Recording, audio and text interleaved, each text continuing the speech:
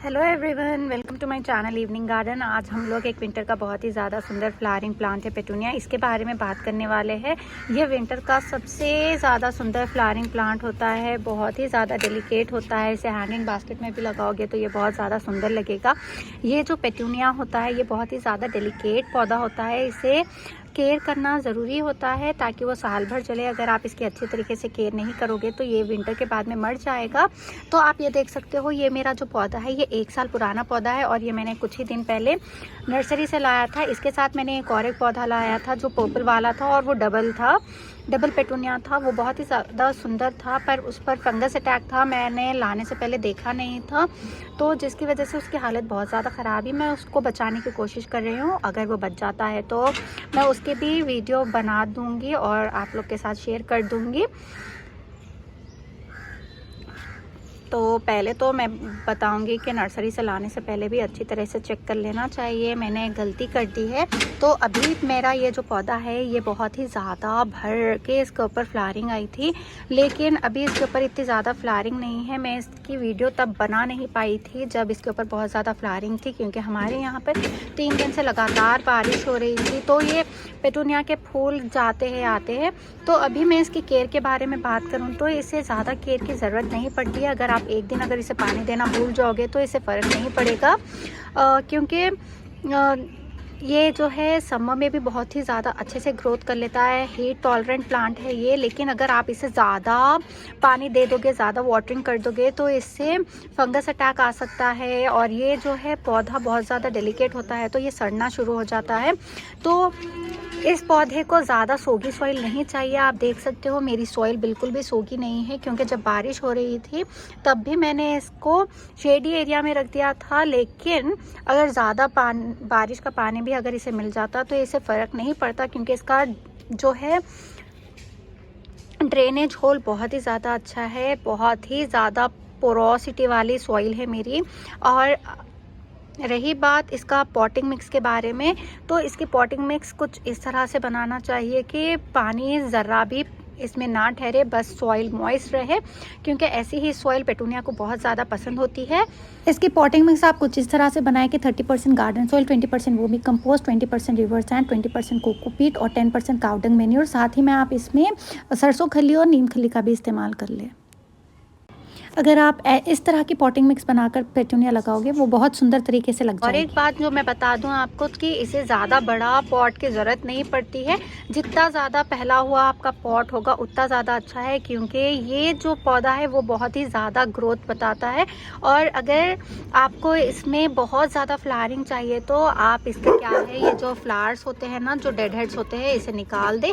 क्योंकि अगर आपका पौधा फ्लावरिंग के बाद में सीड्स पर ध्यान देने लगता है, अगर वो सीड्स पे ध्यान देने लगेगा तो आपका जो है फ्लावरिंग कम हो जाएगी, क्योंकि सीड फॉर्मेशन में भी बहुत ज़्यादा एनर्जी रिक्वायर होती है। अब अगर आपको इस पे हमेशा के लिए फ्लावर्स चाहिए तो आपको सीड्स इससे बिल्कुल नहीं लेना है। अगर आप इससे सीड्स लोगे तो वो समझ जाएगा कि अरे फ्लावरिंग का वक्त ख़त्म हो गया है, अब सीड फॉर्मेशन का वक्त है, अब सीड फॉर्म हो रही है, तो वो फ्लावरिंग देना बंद कर देगा। इसलिए जब भी आपका फ्लावर मर जाए तो उसे ऐसा डेड हेड कर दे। ये अभी मैंने नहीं निकाला था ताकि मैं आपको निकाल के बता दूं कि ऐसे वाले जो फ्लावर्स, एक बार जो स्पेंट फ्लावर्स हम लोग कहते हैं, उसे निकाल देना चाहिए। और अगर आपको आपकी पेटूनिया को बहुत ही ज़्यादा बुशी बनाना है तो इसकी जो है आप लोग पिंचिंग करते रहे। जितनी ज़्यादा आप लोग पिंचिंग करोगे उतना ही ज़्यादा ये पौधा फैलेगा, उतना ही ज़्यादा उसमें ग्रोथ होगी। आप एक पेटूनिया के पौधे से 3-4 पेटूनिया के पौधे कर सकते हो बहुत ही ज़्यादा आसान तरीके से। अभी मेरा ये पौधा उतना ज़्यादा बड़ा नहीं है, इसके लिए मैं अभी आपको इसकी कटिंग लगा कर नहीं बताऊँगी। जब ये वाला पॉट पूरी तरह से फुल हो जाएगा हर जगह से, तब मैं आपको बताऊंगी कि इसके कटिंग कैसी लगाना है। तो इसके लिए आप मेरे चैनल से हमेशा अपडेटेड रहने के लिए मेरे चैनल को सब्सक्राइब करना बिल्कुल ना भूलें। और अगर आपको मेरे वीडियोस पसंद आते हैं तो उन्हें लाइक भी करना ज़रूर।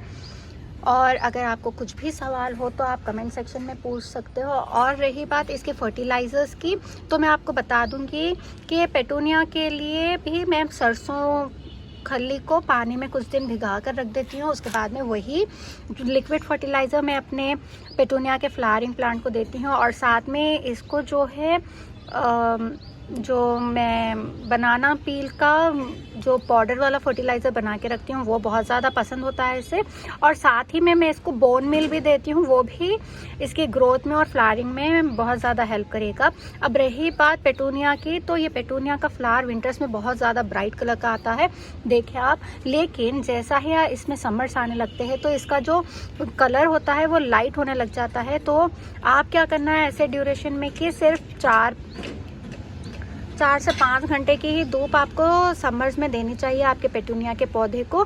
उसके बाद में आप उसे शेडी एरिया में रख दें। अभी विंटर्स है तो विंटर्स में आप इसे कैसे भी सिचुएशन में रख दो, कहाँ पर भी रख दो, शेडी एरिया की ज़रूरत नहीं पड़ती है, उसके लिए दिन भर की धूप भी चल जाएगी। अभी तो मेरे पास विंटर्स में बारिश हो गई है, पता नहीं क्यों।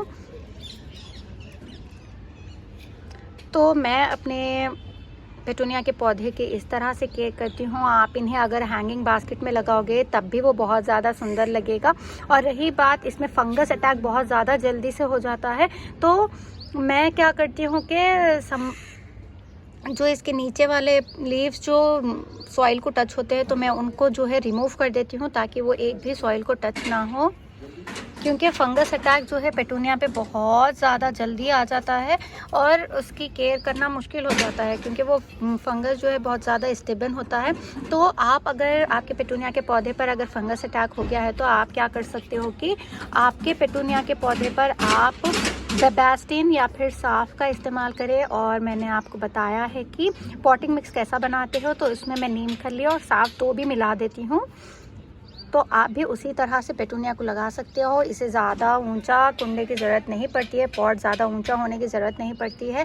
आप क्या कर सकते हो, जो आजकल टब्स आते हैं ना, वो टब्स में भी लगा सकते हो आप। जितनी ज़्यादा उसके स्पेस मिलेगी उतनी ज़्यादा वो ग्रो करेगा। और इसके रूट ज़्यादा डीप नहीं होते हैं, तो इसके लिए इसे छोटा सा पॉट भी बहुत ज़्यादा हो जाता है।